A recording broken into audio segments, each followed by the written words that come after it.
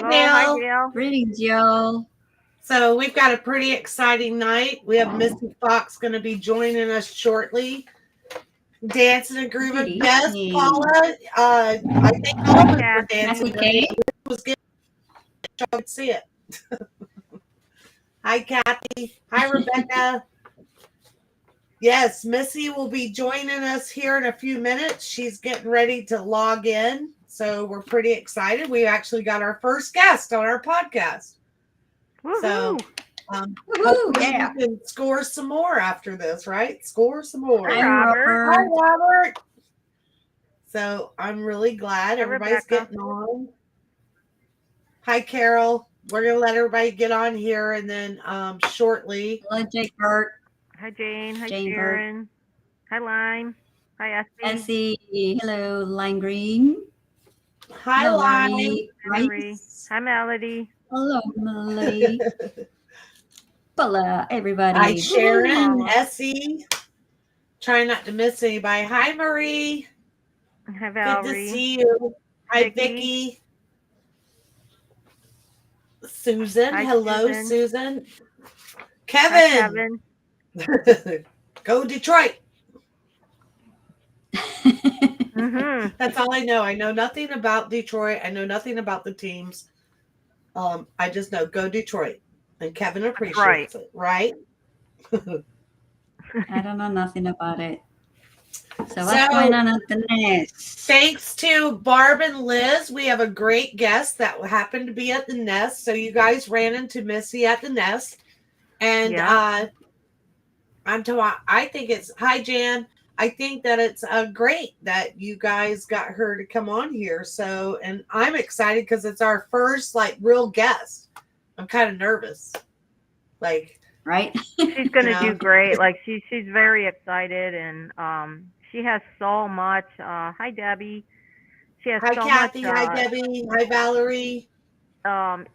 Experience with the Eagles hands-on experience, which is just so amazing. Yes. Yeah, any raptors. Any raptors Is and all the Alex and animals. Andrea who you were just talking to us about, Liz? Alex and Andrea? Yeah.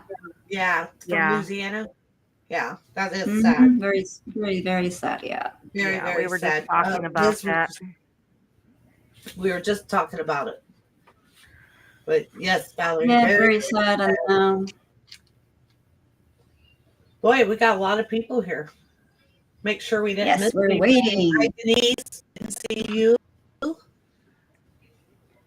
So what's going on at the nest lately? So Saturday I went to the nest. There's a lot of action going on. The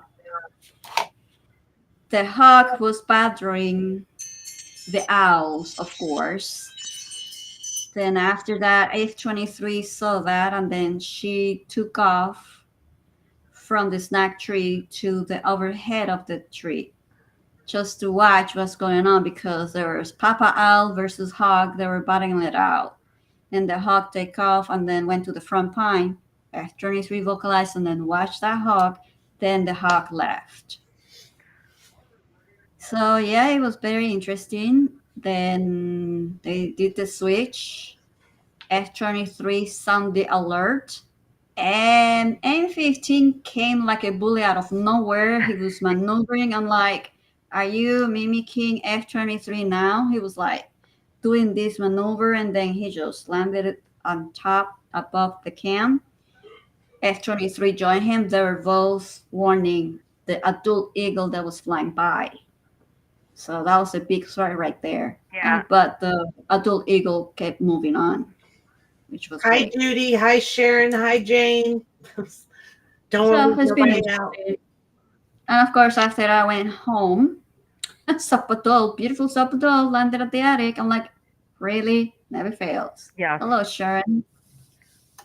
So yeah, it was very interesting day that day.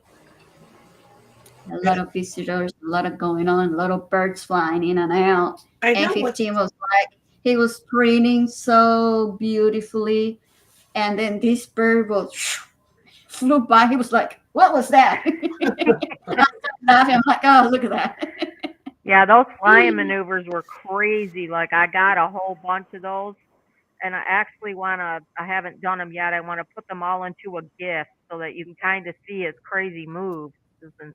Yeah, but that adult eagle, when he passed, both of them, they were vocalizing and they were staring at the eagle. When that adult eagle kept going to another area, Yeah. F-23 went after it. Yes. Yeah. Just to make sure he's just keep going and move along.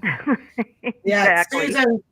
Susan was saying quite a lot of owl attacks, and it has been like M has been taking a beating with the owls. Yeah, he really has. Mhm. And that's some questions I want to ask Missy about is like, gosh, like those owls have to be pretty powerful, like in their hits and everything. And I guess we'll go into it, Missy's here, but I'm curious, like some things, with them, with owls, like what kind of damage can they actually do? Do they strike with their talons out? These are questions that I have for Missy. I want to For know. sure, Carol, for sure. Hi, Lisa. Let's see. I bet M can blow your hair around when he flies past you. Pretty sure, yep. Oh, yeah. I can feel that wing coming like, woo. Yeah, so I hope Missy, like, she doesn't have it. Hi, Shell. I hope that Missy doesn't have any problems getting through the maze. Let's see. Susan says it concerns me because he wants to be with F-23 while she's doing her shift in incubation. Yes, but hi, Anne Marie.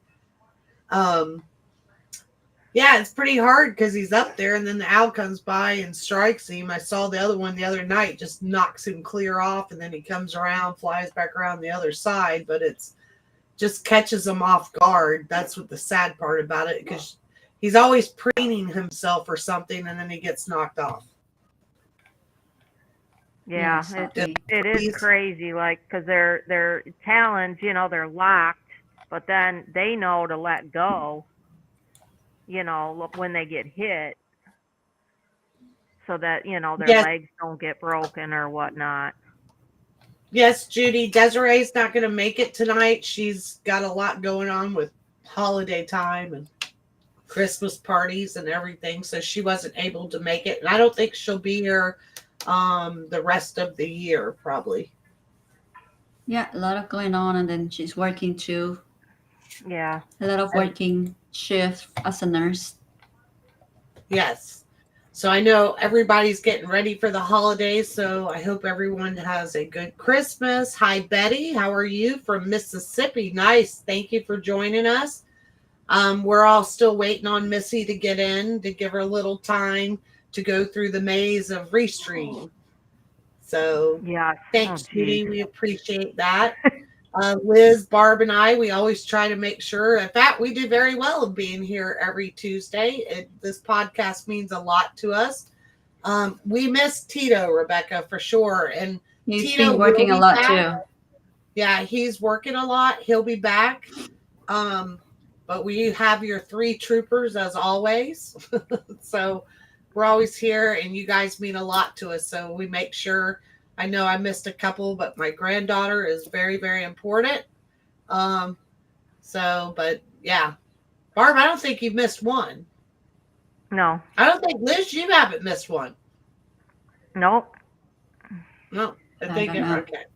I'm bad. I'm the bad one. You were at Moffat and you signed in, Liz. Yeah. Yeah. Hi, Desiree. Desiree. But hey, Desiree's on chat. She's watching us. So very good. And I think our special guest has arrived. Yes. Awesome. Let's see. So oh, hello. Hi, Missy. Hi. Hi, welcome. How are you? So everybody, we welcome Missy Fox. We're all excited. We have lots in here, Missy, that are so excited that you're on. And thank you for taking your time out tonight to come with us. And I'm glad they ran into you at the nest. And I'm Scarlett. I'm with Florida Country Magazine. So this is our Eagle Country podcast that we do every Tuesday. So welcome. Oh, thank you so much. I'm so glad I ran into everybody. There's so many of my friends that I've known for years that I've never been able to even meet yet at the nest. Yes. So it's so great to connect with everyone. Yeah, it was Very amazing. That was exciting. amazing. So I'm talking about, we have a lot of people that do come to the nest that we know from our podcast that come from all over the world, and we meet them at the nest, and it's pretty amazing. What were you doing at the nest? Now, do you live in Southwest Florida? Yeah, so I live in Fort Myers area. I had a friend come down from Canada, and she's actually Native Canadian, so like a Native American. So they're very connected with nature and eagles. And so I told her about the nest, so she was really excited to go and see the nest. So we went there, and then we ended up running into everybody that I had known for years. That's great. Now, was she aware of the nest before she came, or did you? No, I introduced her to the nest. She's heard of eagle cams in different areas, but not of this specific cam. So she now is going to be an avid watcher of this cam. That's awesome. So we'll have another one She's that's on the cams and everything. Hi, honey. We always have like our random husky kind of walk in the background, or mine always sticks his head in the office or something. So, Liz, you got any questions you want to start with? Who's going to do it? Questions. We've How got do you so many. start with crow and then the eagles? What was your really good experience with them? So basically I went to, and how I got started at crow is I went to vet tech school in Minnesota. And then I wanted to do my externship somewhere that was warm. So I found crow, and I was accepted as a student. I was there for 3 months, and then I was hired on right away as the vet tech when I was done with school and my internship. So I moved down here to Florida, and in 2015, so I started there in 2014. 2015 is when we first got in Ozzy, which a lot of us weren't from the area originally. And so when we first got him in, we did not know about Ozzy or even the cam. And so it was pretty interesting because once we got him into the clinic, people started calling in right away to the front desk. And they were saying, we're thinking this might be Ozzy coming from North Fort Myers because he was found, in the vicinity injured. So basically, somebody said, you'll know if it's Ozzy if he's missing the toenail on the left talon, the far left talon. Sure enough, his talon was missing. And so then we identified him the next day. The news came out and everything to crow. And basically, that's how we got to know the nest so well. It was because we first got in Ozzy and we really did not know that much about it because we weren't, watching the cams. Right. So, of course, we got in tons of eagles, young juveniles and adults that had been fighting. Mostly the babies that come in, of course, they're fall from nest. And then we got the Ozzy in, and then the donations started rolling in. We didn't realize how beloved these eagles were. People were buying comforters for his cage and sheets for his cage. The Amazon box would say for Ozzy. What was that like, Missy? What was it like that you had like a real celebrity in there? Like, is the pressure on you guys to heal Ozzy? Like, is there a lot of pressure just because who he was? It was really nerve-wracking because, you have people from all over the world, rooting for this bird to make it out the door. And of course, with an eagle that potentially, if he was not flighted at the end of rehab, there's the potential for us to find a home for them because people do want eagles in rehab situations and zoos on display, of course, because they're absolutely beautiful animals. So, we were hoping everything would turn out well with the fractures because having him fracturing the coracoid bone and the clavicle, those are two major players in the flight ability of a bird. And with his fracture being so displaced, we did not know if he'd have the range of motion he needed because they need to compete with a totally normal bird out there in the wild. So that's where it's really tough in rehab is, you know, they're not going to sit in their bird cage for the rest of their life getting pain meds. We have to make sure that this animal is going to be pretty much 100% to compete in the wild against another bird, you know, for food and also, of course, nesting sites and, you know, mating. So there's a lot of pressure, especially with the famous eagles. The other ones we get in, some people would, of course, know the nests. And so it's a nest they've watched or it's in their yard. So there was pressure with those as well because, you know, eagles are so, people are really, you know, more interested in eagles than, you know, a hawk that there's a dime a dozen that we get in. So, yeah, definitely a lot of pressure to get him and also E8 out the door and be able to release them. Right. What was Ozzy's initial injuries when he came, and what type of treatment did you do for him when he came into Crow? What was the situation like? So he came in and he had an obvious wing droop. And a wing droop on a bird, you know, in birds in the wild, which most everybody knows, and photographers, you know, they're perfect. If you see something asymmetrical on a bird, something's wrong. He had a wing droop, which is a common sign of a fracture of coracoid or clavicle. And the wing was drooping a bit. So we took him back and took x-rays. And so their clavicle bone is the same as our clavicle here. But the coracoid bone runs up along the sides here and is part of the shoulder, which is a big, huge bone that's part of the flight. So he came in for that. So basically with those type of injuries, you have to, just like a human, restrain the area that's fractured. So with it being the shoulder area, we just basically had to tape his wing to his side, which a lot of people saw that on the news pictures and stuff like that that were put out there. And then we, of course, also have to put on a tail guard because their tails can break off easily in the cage. So a lot of people were wondering why he had that huge guard on the tail, and that's just to preserve the feathers. And also we put on, which we called carpal bumpers. So everyone asked why Ozzy on the good wing had a big white pad here. Well, when birds are in rehab, they can, of course, if with one wing taped to their side, they can be off balance because they use their wings for balance. So they're likely to potentially fall in the cage, bump their carapaces, which is the same bone as ours, the same exact bone. So when their wing is out, it's just the same bones as we have here, except their ulna is the larger bone, as the mammal, the radius is the larger bone. So we don't want them to bump this part of the carapace because the skin is so thin that we risk injuring that joint, basically. And then it can cause arthritis in the future, which makes an unreleasable bird. So we want to bumper, you know, the carapaces, and also we have his wing taped to his side. So it took about, we had to keep that wing taped about 5 weeks.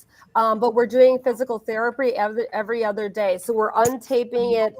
We try not to knock them out under anesthesia every time that they're basically get PT. We give them some pain meds and some relaxation meds to kind of calm them down so we can hold them in hand for the physical therapy. And we're going to stretch out their wing as far as it can go because it will get stiff, just like as if we had anything restrained in a cast or a splint. So we want to put the wing out, give it physical therapy. We'll do 3 rounds of 15 reps of holding the wing for 15 seconds. And we're also massaging the patagial tendon that goes from here to here on a bird. Then the skin is in there, but this tendon gets tight. So we'll massage that. We'll heat pack it. We'll also massage and heat pack the wing as well. So physical therapy is a huge part of getting the birds back out the door, no matter what species of bird it is. And then the physical therapy part is just really important. We also have a interesting thing that's just like a protractor. When you were in math class, we use that for the wing to measure the basically we want the wing to basically be to able to stretch out this way. So we want to see where the joint is here, and we want to see where the elbow is here. And we'll basically measure that in degrees, like 90 degrees, for example, if it's straight out. And so there's a specific degrees in each bird that's normal. And you can see if he's really getting close to that, or if we need to do more frequent physical therapy on them. So it's a lot of intensive care. And of course, if they're not eating, we have to force feed. And that's what we had to do with E8. Because over time, also, just like, I don't know if you've ever had a pet that you've given meds to, and then they start to hate the treat you're giving because they're like, everything has a med in there. But they will get food aversion as well. So we're sneaking pills in the fish. They find the pill and they're like, oh, no way, I'm not eating that again. So a lot of times we have to switch the fish to chicks. We also can give them game hens. People would go fishing and bring us fresh fish from the wild for them too. So any type of different variety of fish, so they don't get bored of it, is important. We do get rabbit also from, it's basically someone who sells food kind of like for snakes owners and stuff like that. So we get a frozen rabbit. We don't feed them anything live, but we thaw it out. There's lots of rabbit on Sanibel for sure. There's lots of rabbit. There's a lot of Mars rabbits on Sanibel for sure. Yeah. I used to work for Times of the Islands out there for a long time, so I'm very familiar with crow. But are eagles good patients? Yeah. Well, you know, they're pretty good. They do catch on to what you're going to do, and so they do try to foot you. Especially an adult eagle, you'll go in the cage and you'll have a towel, and you kind of use a towel to kind of throw over their head so they can't see where to talon you. Of course, you wear welder's gloves, and I always like to come from behind and grab the sides of their legs and their thighs, and then slide my hands down to the talons and get them in between your fingers. And so they do catch on, and the adults are not as easy to handle as the juveniles. E8 was the most relaxed eaglet on the planet. He would just let you, or she, just go in and pick them up. They kind of just hunch up like a baby. And so they're way more easy to deal with than an adult that is like wings out when you walk in there, and then their talons coming out trying to like get you in the leg and foot. So yeah, definitely E8 was a lot easier to deal with than Ozzy. How heavy was Ozzy? I think Ozzy weighed around 13 pounds. They're not very big here in Florida. I think he weighed 13, 14 pounds or something like that. E8 weighed more. I think E8 weighed about 16 pounds. But the juvenile, you know, are fatter because they are being fed by the parents. So they will weigh more, and they'll lose like 25% of their body weight when they're weaning and learning to eat on their own. So with being fed by the parents and then us, we'd have to force feed E8. He was not wanting to eat. So we just cut up the little pieces of fish and just, we lube them up just with normal, like regular lube you can buy at Walgreens, but it kind of like makes it smoother going down, and so it doesn't cause esophagitis.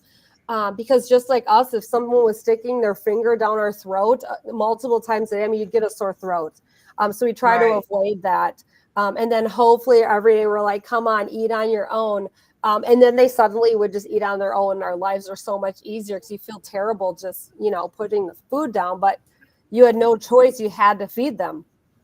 Right. Now, did you take care of Ozzy both times? Because he actually visited in 2015, right? He was in Crow's care twice. Yeah, I took care of Ozzy both times. So when we released Ozzy, of course, and then he got to the nest site eventually when he disappeared for a bit and then got into that fight. He had gone missing.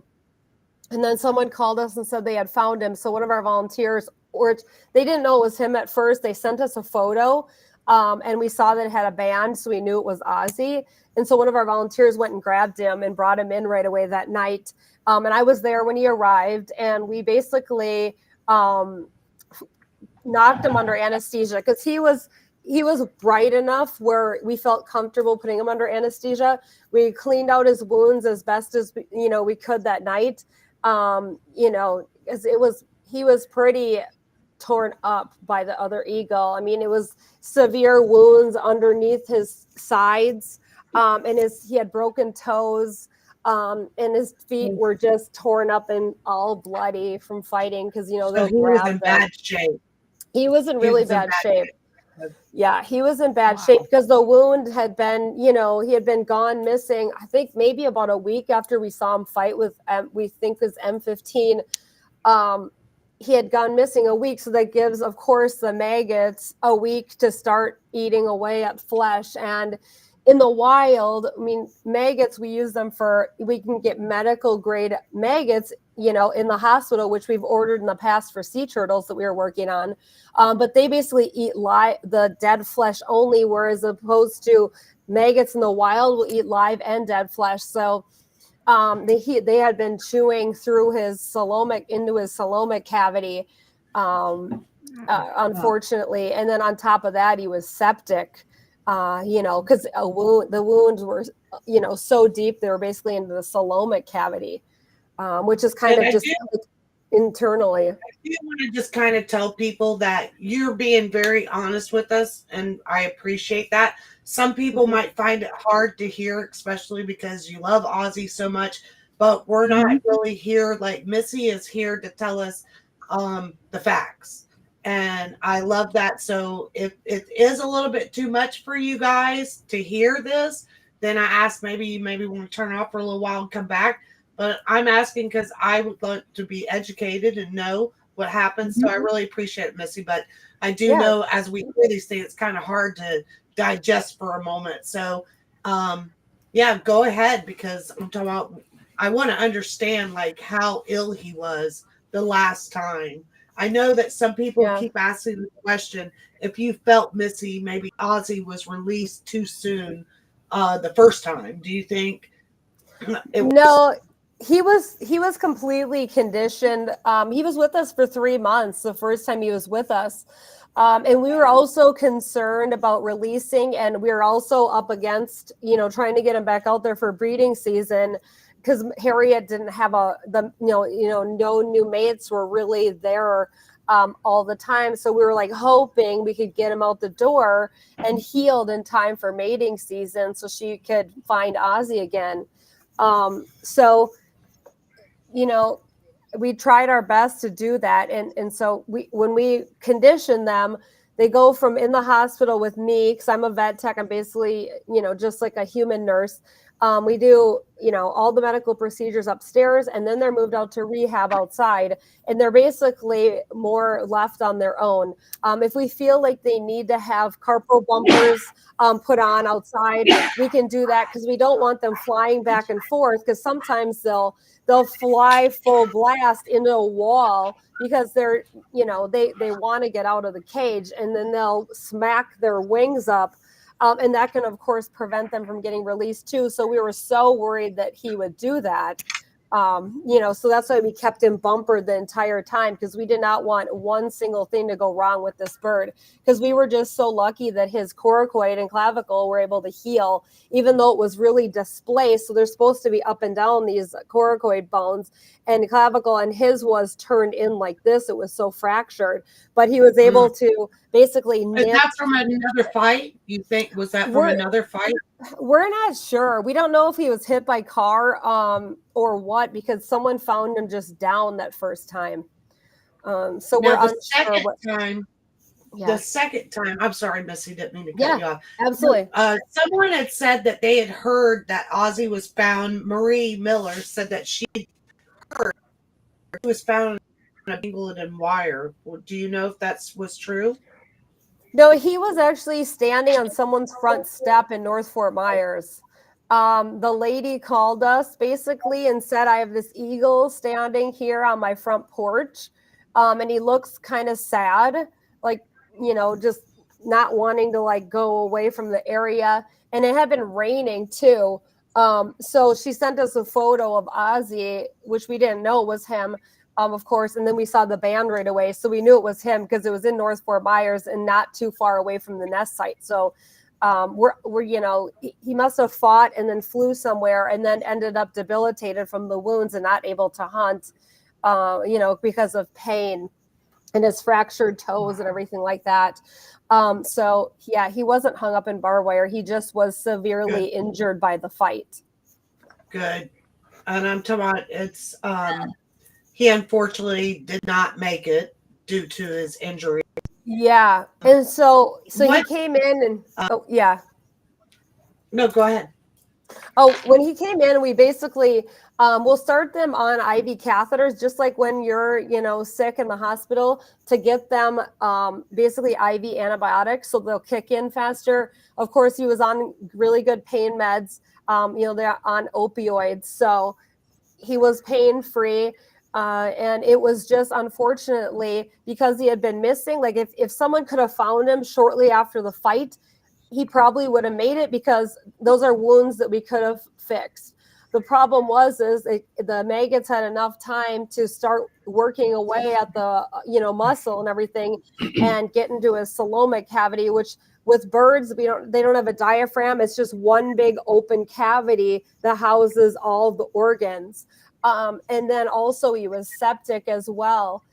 Just like us, if we went with a wound for, you know, a week out in the wild, I mean, we would be septic as well. And so if we did blood work, for example, our white blood cell count would be like off the chart, you know, trying to fight off the infection. But unfortunately for this guy, I'm sure his age had to do with it. And then on top of that, he had been missing for a week. Do you know? I don't know. I'm not sure. There was rumors that he was in his 20s, but we're not quite sure. It was kind of the Eagle fans were basically telling us how old they thought he was, but we were unsure. So I'm telling you, it's hard to hear that he could have probably survived if somebody found him sooner, that he would have made it. So you think his injuries, if he was found right away, he would have definitely recovered again. Yeah, because he didn't have any, he had some fractured toes, but a lot of times they get fractured toes from fighting. It's just part of when they grab each other's feet, they can get broken toes easily. But, you know, we've had them come in, if they have their power talons intact, even if they're missing these talons, like Ozzy was missing this last talon here, it's not their talons to grab food. So they need their halix, which is the back toe, and then this middle toe here. Those are the most important talons from them gripping their food, because they're not like a great horned that basically crushes their prey with their foot. They're more just grabbing it and gripping it and carrying it, and then ripping it apart. You know, so if they have those two toes intact, it's okay, even if they have some fractured toes. We get in a lot of osprey too with a bunch of broken toes, but if they have their main toes to grip the food, then they do well with broken toes. So he didn't have any broken bones at all. His bones were all totally intact. It was just that the infection and the maggots had just, you know, eaten their way into his coelomic cavity. Poor baby. Poor baby. Wow. I know, it was really sad, and he passed away on his own.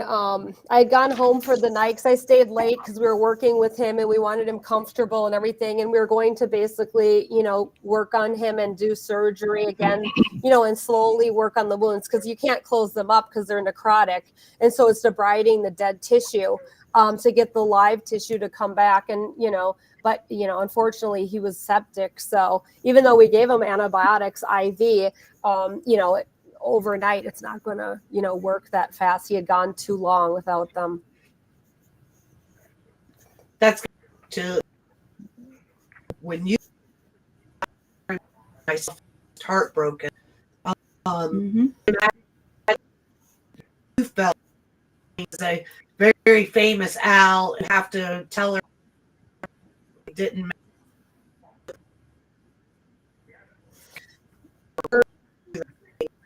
they do afterwards. Do they keep like that for research? So basically we sent it off to the lab, the state lab, to basically give us a necropsy report to tell us exactly what he passed away from. And also the any of the eagles go to the repository for the Native Americans. So they have basically rights to any of the eagles' feathers and everything like that for their ceremonies and their, like headdresses and everything like that. So any of the eagle feathers and stuff like that have to go to the Native American repository. Really? Mhm. And I'm told that's Yeah. pretty neat. Yep. Great. Yeah, so it's pretty neat that they get to, have all those feathers. So yeah, like that's what that. happened too. Now we're all going to be People hunting down. people birds want to with know all these the feathers. the story, Missy, of you finding E8. Oh, okay. So E8, of course, everybody knows he came in the first time when he was tiny. Of course, nest watchers started calling Crow right away, said that he was tethered to the nest by his foot. So we sent Dr. Barron up there. She got E8 out of the nest. He had a swollen foot, and this is the first time he's with us. But heat packing that little foot and massaging it, I think he gained like 200 and some grams within the 2 days he was with us. We gave him pain meds. He was like a little piggy. His crop was just huge. And so he was glad to have no one bonking him on the head for a couple days while he was getting fed. But he ate like a champ and got put back out right away. And then the second time, of course, everybody knows like they basically fledged, and I think E8 had just fledged, so he wasn't very good at flying yet. And of course, those great horned owls that are still attacking the nest site, which could be still the same great horned owls because they're very territorial, and eagles don't fly around at night. They're day birds, and so they waited for them to be asleep, and they knocked them off the nest site, which they did, several times before. But E8 went missing, and so everybody went around the next day looking for E8 around the nest site and kind of around the vicinity. Couldn't find E8, and then on my weekend, which was coming up within the week, I told my coworker Yvette and Lorelei, who is also a photographer at the Nest, who was a volunteer for us. I said, why don't we go out looking for E8 on our day off? So Yvette's like, I'm up for it. And Lorelei's like, I'll go too. So there's 3 people kind of split off.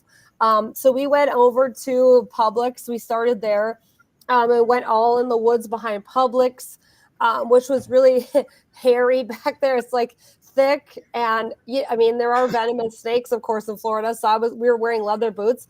Funny enough, Lorelei was wearing some fancy, expensive dress boots because that's all she had. And we went tromping through the woods back there. We found a bunch of She's wearing her party boots out. She was, because we wanted leather boots in case, of course, we got any venomous snakes coming at us. Plus, there's a ton of like thorn bushes back there and stuff. So we tromped around back there, didn't find anything. And then we gave ourselves a break and we walked over to the nest, saw some of the other photographers, chatted with some people. And then Lorelei, a week prior, someone had called into Crow and said that they saw a baby eaglet. And this was right near the nest area at a child care facility. The eagle was standing out there, and Lorelei went there and she saw him, and they didn't stop the kids from screaming and going crazy. And so he took off flying, and she could tell he had an injured leg. And so this was 1 week. This was shortly before, a few days before we went looking. And so she knew that area near that child care place. So I think it's over like Dawson's Creek Road over there. So we basically, Lorelei said, before we go home, let's try one more spot back where that little child care place was. So we parked in the woods. We walked in, and the second we stepped into the woods, he flew right across our path. And we could not believe our eyes. We were just like, are you kidding me? And the only sad part is he's flighted. So how are you going to catch a flighted bird? Like, a lot of people called Crow and they're like, oh, this bird's in the tree and it's injured. I'm like, we can't fly either. How are we going to get the bird? And so we split off, the 3 of us, in that wooded area looking for E8. And we're hoping he like randomly landed on the ground or something. So Yvette split off to the left. I split off to the right, and Lorelei took off forward. And then we're walking through the woods, and all of a sudden I hear Yvette scream, I see him. And then I hear her go, I got him. And I was like, she goes, help, help. And I just went running through the woods and I tripped over a log. I fell. I even have a scar on my arm to this day, running through the woods because there's just like weeds and like everything. And she had him by the legs and his wings were out like this. And there were like weeds and stuff, luckily, all around him. And that's My he had landed on the ground, and that's what prevented him from flying away. Is that he was wrapped in like the Florida weeds and like, Right. you know, kind of like brush. And so she was able to jump on him. And so then I went over and I helped, you know, contain his wings and get him wrapped in a towel. And Lorelai came over and we started walking out and I called Crow and I said, you wouldn't believe it, but we found E8. And I palpated his legs and I said, he's got a broken leg. And so I could feel the callus already basically healing because babies heal really fast. And so he already had a callus on that fracture. We couldn't leave it because when you take an x-ray, our x-ray machine has a measuring ability, and he would have had a shortened leg if we would have just let that heal the way it already was, which because the fracture was like this in his leg. And the callus was already forming around that. So when we went to surgery, I had the day off the next day, but I went in anyways because I wanted to run anesthesia on him because I didn't want anything happening to this bird. So I went on my day off and we did surgery, Dr. Barron and Dr. Wu and I. And they basically had to break down that whole callus that already had been forming because he had been missing like a week, or she. And so they had to break down that callus, then line up the bone, and we had to place the pins through the site. But yeah, so and if we would have left the bird like that, the leg would be shortened, and then they'll get bumblefoot, which is pressure necrosis on the good foot. So if the one foot is shorter than the other, they're going to put all their weight on the bottom of the other foot. And then the foot, just like humans in a bed with bed sores, right on our pressure points, like hips and anything that's pushing onto a bed. The same thing happens to them on all their knuckles. It'll get down to like a grade 4, where it's basically into the bone and causing osteomyelitis in the feet. And then basically they're not able to hunt that way. And so we went in and did the surgery on E8. He was with us for like 3 months as well. He did get a complication in the pin site because where the pin comes out of the femur, it's right by the poop area where the tail is. And so because we kept it bandaged, but, you know, he would get the bandage off in the cage and stuff.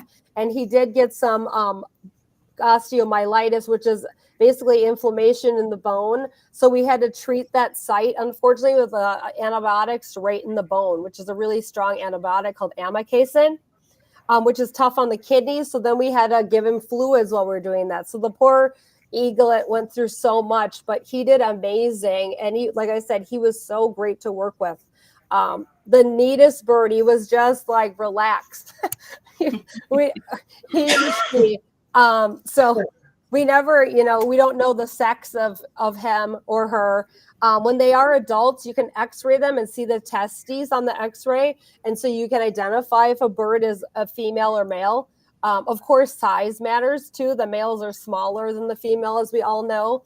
But with an eaglet, it's hard to tell because they're big. And then once they're on their own, they lose weight and they'll get smaller, not like lengthwise, but, you know, weight-wise. Right. Right. So let's see. I saw Marie. She says, is it true that based on his physical condition, he would not have survived much longer out there with his injury? He would have survived, or he or she would have survived out there, you know, for who knows how long. I mean, he had lost weight. He had, you know, so we body condition score a bird like a cat or dog. So, you know, you go to the vet and your vet says your dog's fat. Well, they're going off of a body condition score, which is set for a type of species. So a bird's body condition score, feeling the keel here, and how prominent that keel bone is. And usually if they're a nice fat bird, as you see, like the eagles are at the nest, it's like a rounded breast. But if they're thin, it'll be more like a knife point. And if they're like a skeleton, it's like literally like a butter knife. You'll feel their chest and there's no muscle. There's all muscle wasting. So he did have some muscle. He wasn't a skeleton. He was thinner than, thin, but not like skeletal. So I don't know if he was, they can hunt off the ground as well. And as we know, he was, or she was, a very smart bird, and usually they don't fish on their own at a young age. And we put the fish in the pond at Crow in his cage, and that bird was able to fish and did really well. So we thought, you're going to have a good, outcome out there. And we did band him or her before they left. And so you do the band. The Crow did the band. Yeah, we banded, but we don't have a banding permit, so we have to get somebody else. So like Audubon has banding permits, so like they'll come and they'll give us a band, or they'll send us a band, or the federal eagle agents can send us a band to band as well. So Crow doesn't have a banding permit. What's it like for you as you see these eagles? And I've talked about this before, that these eagles on cams all over the world, they kind of are like, they reach celebrity status. And when they're out in the wild and things happen, we don't know about that. But when we see eagles that are on cams that are injured, and I know that people say we can't step in, or Fish and Wildlife, this is nature, we can't step in. It's very hard. And I believe we should step in sometimes, because there's cameras on there. We're physically watching that something's going on. How do you feel about that when these cameras are on eagles? What's it like when you does Fish and Wildlife tell you when you can step in? Do you guys just step in if you feel there's a need? How does that work? It's a great question. So, of course, everybody knows every nest, no matter what species of bird, is federally protected. You can't just go into any nest, even, osprey nest. So basically, if anyone calls and says, like, for example, E8 when he was a baby, or she, when they called and said, at first, there's something wrapped around the foot. If it was, for example, moss, you have to let nature take its course. And we call the head eagle people. We basically have to get approval. We say, okay, here's what happened. Can we go in the nest? They, basically research the situation, and they make the decision if we can go in the nest or not. We want to go in the nest and help, but we can't always do it. If it's a man-made product, we can go in that nest and save them. If it's some natural phenomenon that happens, there's nothing we can really do. Unfortunately, like, for example, like the nest on Captiva, that nest was watched, but a lot of the babies have rodenticide. That's a huge thing with babies, of course. People put out rodent poison, and you don't realize that you're killing eagles, hawks, owls, opossums, anybody who's eating a rodent out in the wild, even pet cats, rats, or snakes, they're getting affected secondarily, and then they're feeding their babies. And so it didn't matter what species of raptor that we get in. They were like, if they were babies, they were pale and bleeding out. Most likely they got a hold of, unfortunately, rodent poisoned mice or rats. So that the babies on Captiva, for example, people were calling and telling us that baby was weak. The last one, when I was still there, and then that baby ended up. They called, by the time that we got approval to get up in that nest, the baby had passed away. So we got the baby down, and we took x-rays and everything. We sent it off to the lab, and it was rodenticide that killed that baby off. Just like the nest baby that passed away. Like E14. E14, yeah. Exactly. So same thing, where it's like they're getting weak, but it's like we can't just, like, a lot of people call me, like even Liz called me like 6 o'clock at night and told me something was going on with the babies. And I'm like, unfortunately, there's, we have to call the feds and they're not open at night. And so we got to wait until the morning, make the phone call when they come in. And then they have to make the decision. And by that time, like E14 already had passed away in the morning right away, as we saw on the cam, sadly. Right. So, yeah, so we have to get approval. Sad. I know, that was just heartbreaking. Yeah, I couldn't watch it. I couldn't watch it on the cam. It was just too much. He bleed to death. Yeah. Yeah. And it's like the tiniest thing. I mean, like a pin feather, they're blood feathers. And so they break one off and they can bleed out. Even at the clinic, they can break them off and they could bleed out in theory. But with, of course, no way to coagulate their blood because of the rodenticide, preventing the blood from clotting, there's no stopping the bleeding. And even something, even a tiny nick, I mean, with a small bird. So yeah, unfortunately, we have to wait till we get approval for any of the nests. Osprey nests, we have that one, which I don't know if it's still there, but Pink Shell before the hurricane had the osprey nest there, and they are wrapped in line daily at that nest. Oh, yeah. Horrible. Yeah. A lot of lines. Yeah. Yeah. And so it's unfortunate. Someone we was want to go. asking Yeah. about E17 and E18. Now, did you go up in the nest to get them? Yeah. Yep, I went up in the nest to get them. It was my day off, and several eagle fans were letting us know that the babies were struggling to find the food when the parents were going with their mouths and their eyes were crusting shut. So they can get chlamydia, which is something that birds get frequently, and it's just passed, from the parents to the babies. And so I went up in the nest, which I'm scared of heights. So when they asked me to do it, I'm like, okay, focus on the babies. You can do this. And so I went up there, I had my hard hat on. I had my net in case M15 landed on my head. And I was just like, I had my net and I had to go up by myself because the boom I went up was a single person. I'm like, oh my gosh. So when I get up there, you see the nest, and I mean, from below, it looks big, but when you're up there, it's like 6 feet across. And I'm like, how am I going to get to these babies? Because I could only get so close to the nest because there's this branch that comes out. So I'm holding the tree and I'm like, don't look down. I'm thinking to myself. And I reach across and M15 just circling and circle. I'm like, oh my God. So I reached over and grabbed one of the babies and I stuck them down below by my feet because it was full of pine straw from the tree company. And then the other one I reached across and put down. And then we had them, I think, about a week or so. But we had to wait till the eyes were perfect because otherwise we'll send them back out there and it would flare back up. So a lot of people were really concerned we were keeping them too long. But we wanted to get them out there ASAP. But we had to give them their full course of antibiotics. Otherwise, just like humans, they're not going to work to their full effect. So we basically treated those kids, and then, of course, their crops were massive, and we put them back out there. I went back and I put them back in the nest, and I kind of split them apart because the one started bonking the other one the head right away. So, I kind of tried to split them apart a little bit.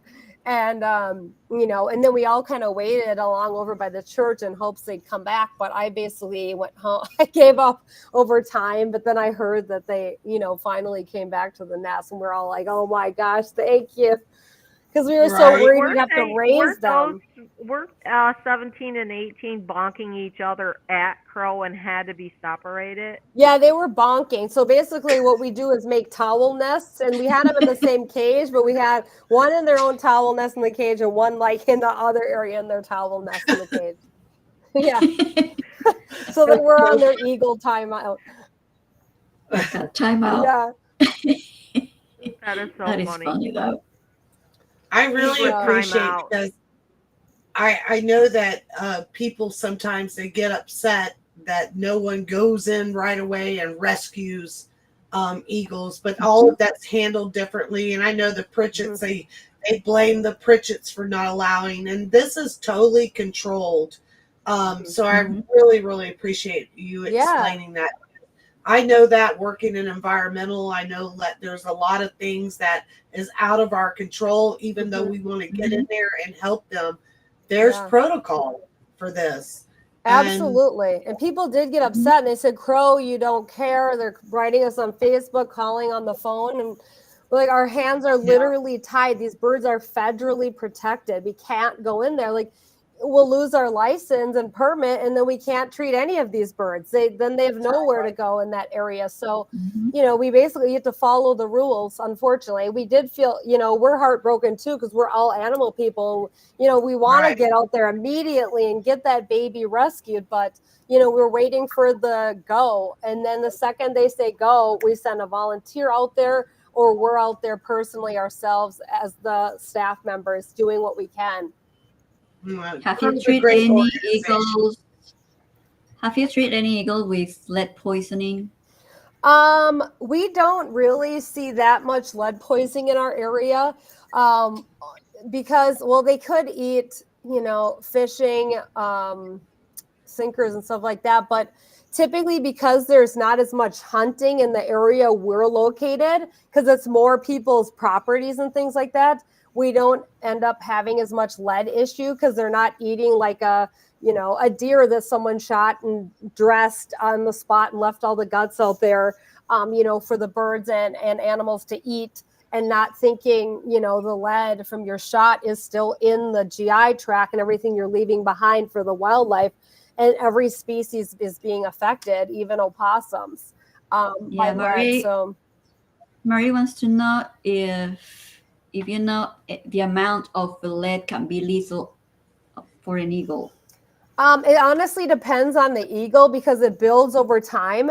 And so, for example, we would get people shoot vultures all the time, even though they're one of the most amazing animals to have around, because of course they're cleaning up the roadkill.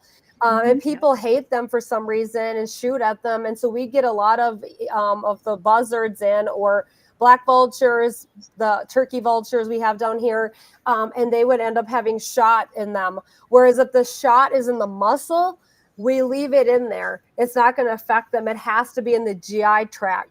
So if someone shoots the, you know, the black vulture or the turkey vulture and it gets into the GI tract, that's when they're affected. And then the levels grow. And then you can chelate them, which we did.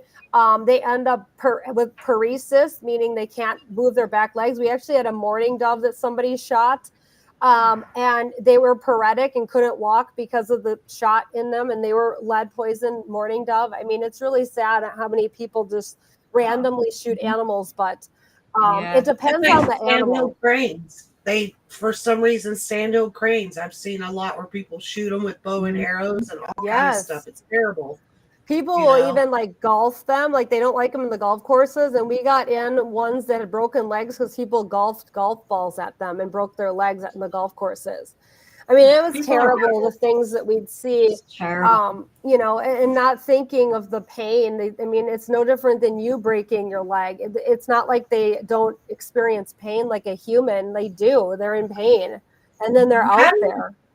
How do you deal with that, Missy? Like the stuff that you see just from horrible human acts on animals. Like, how do you deal with that? Like emotionally, like, that's got to take a toll on you. It does. It's a tough job. I mean, you basically get compassion fatigue, just like anybody in the healthcare field, where you're just heartbroken, and it can affect you mentally because you start, you know, dwelling on it. You can think about it. You start to not like people as much because you're like, how could you do this to these innocent animals that literally are doing nothing wrong? They're just walking and doing what they're made to do, and then they're shot or hit, or it's really sad. So it is hard, and some days you know you might cry when you're driving home at night.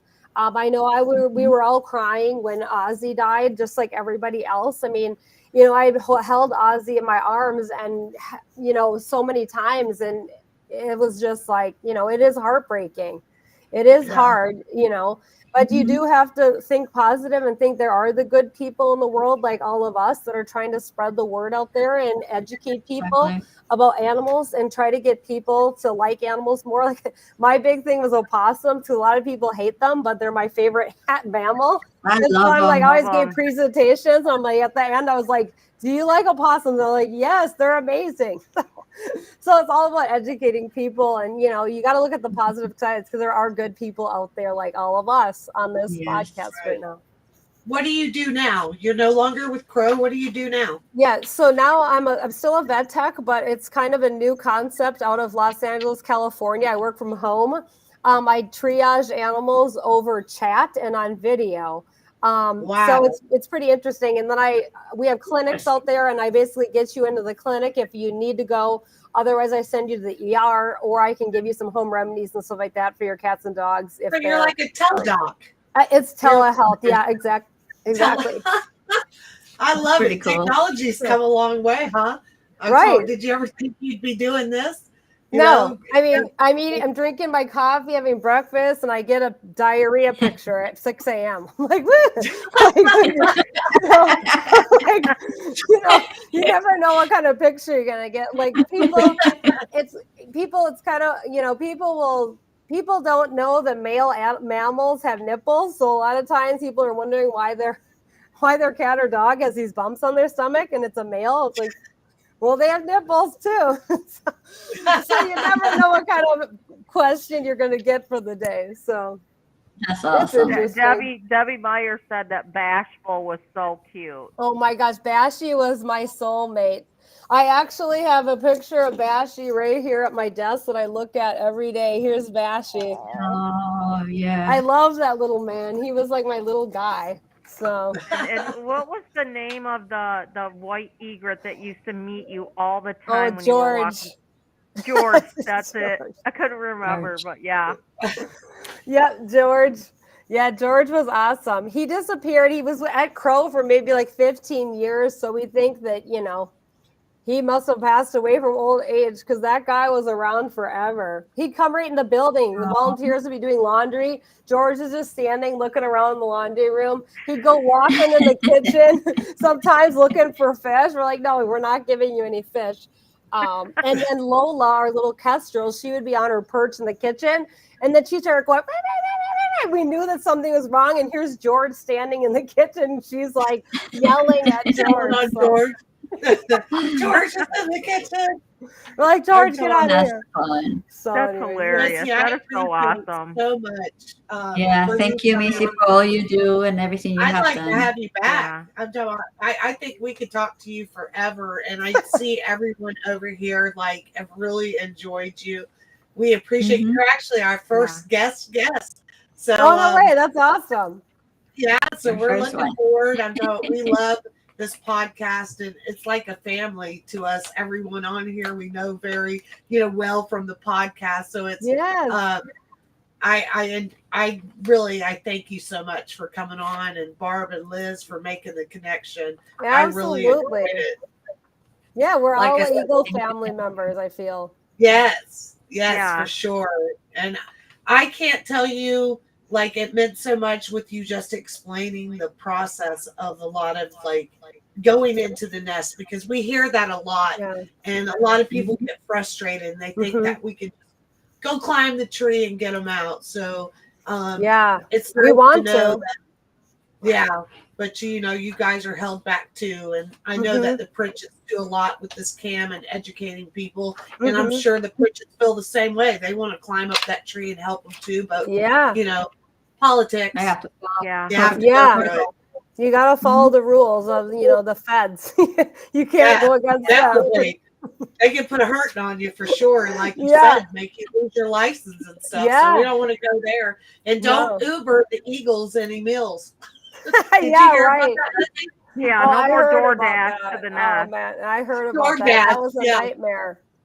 Yeah, that was so not crazy. good. Oh my gosh. But We yeah, love Missy, thank you we so should much. have you on again. That would be pretty awesome. Yeah, anytime you guys want to, and then other people can think of questions they have, or you guys can think of any questions you have, and I'll answer any questions that I can. That'd be awesome. Thanks Sure. everybody Great. for Thank you so much. your fun little Yeah. messages. I'm seeing what everyone's writing. So yeah, no Yeah, problem. can you see? Yeah. Every time, if anybody has any other question, maybe we missed your question, that if it's really important to you, if you want to ask it, make sure you ask it. If not, we're all going to be signing off here in just a minute. Everybody, thank you. Yeah. Yes. I'll have to come to the Missy. nest more often. Yes, you Yes. do. Come see Yes. my Eagle family. Yeah, Deborah Houses, absolutely. thank you. What a pleasure to hear you. Yes. First-hand experience. I have been smiling the whole program. Great program. Yeah, And Great I have to podcast. say, absolutely. Marie Miller Price is one of my favorite moderators. And Marie, she's one of the moderators for the Pritchett's. And we always appreciate you, Marie, coming on here because you're a wealth of information too. So I appreciate that. Yeah, All right, Paula guys. Henry Well, wants thank you to you. come visit in April when she's here, Thank you, Missy. everybody. Oh yeah, I'll have to. Just let me know. I do. I'll come. It's only like 15 minutes from my house, so let me know. I'll be there. Oh yeah, That'd we be were going to ask awesome. for great. Lori, thank you.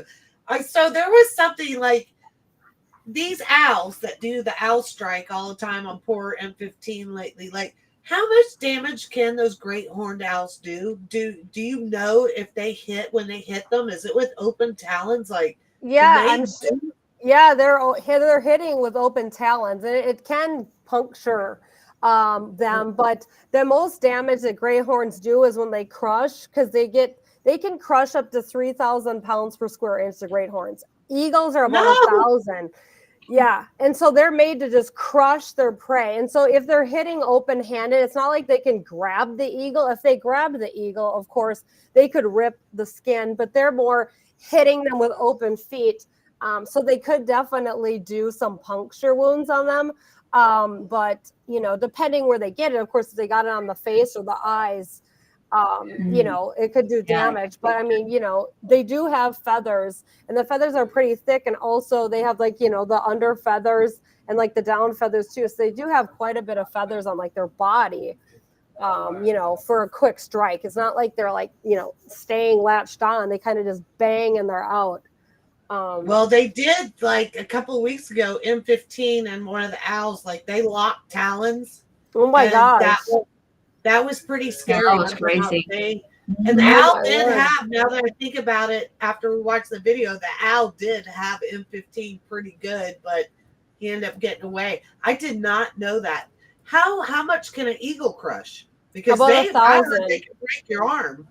About 1,000 pounds per square Ooh, inch. and So an owl they is can, 3,000. yeah, the owls are more because they're crushers for their prey. Wow.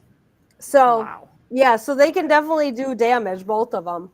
I never, luckily, was talon. I mean, they will grab the glove, and it's like you can feel it crushing through your leather glove.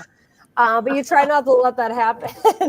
Yeah. Luckily, Yes. the worst animal you can work with and the meanest is a double-crested cormorant. They're worse than an eagle any day. Really? If you want to get injured, work with a double-crested cormorant. They go straight for your face and hit your... The water bird? Literally the nastiest, the meanest. Like I told my students, I'm like, you're not going to be injured by the eagle. You're more likely to get injured by a double-crested cormorant. They just dive straight for your face with their hooked beak. Oh my Yikes. gosh. That's pretty scary. Longer. I know. So That's terrible. I jumped over the edge of a dock one time to rescue a pelican, and I didn't grab hold of the beak. I just went down. It was all wrapped. And the first thing the pelican said, poof, like that. And I put my arm up, and that little hook on the end, like, sliced me open. And I was like, oh yeah, well, this is great. So I was this like, is the hook they is have bad. very thin. Like they're, I don't know what you call that. Gular. It's their gular pouch. Is that what it is? It's very thin. It is. I mean, you can, if you hold it up to the light, you can see all the veins and everything in it. You can actually place an IV catheter in them, in the pouch vein. It's pretty interesting. Really? But on my arm, I don't even know if you can see, but I have scars all over my arm. Those are all from pelicans. Oh my god. Yeah. Yeah, they're very And nasty. My Yeah. whole little arm, end, the and tip it's that on it, little it's like a hook on the little, end. Yeah. yeah, it's like a little keratinized hook on the end. They'll just clap, and then they pull Yeah. back, and that's when they'll cut your arm up. Oh yeah. That's Yeah. I've got me a crazy. pelican scar too, but Yeah. I Very was gonna crazy. jump in and rescue, and next thing Yeah. I know, I was like, you might need to rescue me somebody. Yeah, right. And if you ever Mhm. rescue a pelican, you always want to make sure, just for anyone who rescues one, put your finger in the beak. You can get a hold of the beak, and you want to put your finger in there when you're holding the beak. You don't want it to shut it because they have to be able to open that beak to breathe.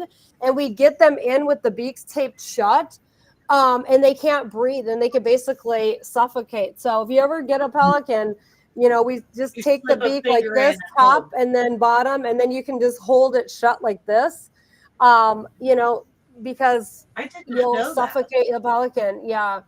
They don't have nose holes. They have up here, they have salt glands that look like nares, but it's basically, if you ever see the white on the beak, they have salt glands that they basically are, they can drink salt water and convert it with the salt glands. So when you grab them, you want to slide a finger in and just kind of hold the beak. Yep, just Keep hold the the beak finger in between your fingers. Like, the top beaks, you're controlling it, one finger in there and then the bottom finger. And then you can carry them like a football in your arm, is how I would tell the students. Just hold them like a football. They don't weigh very much. The pelicans weigh about 2.8 to 3 kilograms. So they're not very much. No. So it's they're more very like light. 6 pounds. There's like 6 pounds only, the pelicans. Mhm. That's crazy. Wow. So Mhm. they're all air. Well, we will Well, I definitely appreciate have you come back We're on. gonna Everyone sign wants off. you to come back on. Yeah, I'll come anytime. Just let me know. I'll come back on. And this was fun. I'm glad everybody liked it. Yes. Yeah, Oh, thank yeah. you so much. Yeah. We appreciate you. Yeah, I appreciate all of Definitely. you. So much fun. All This is right, great. guys. So we What was that?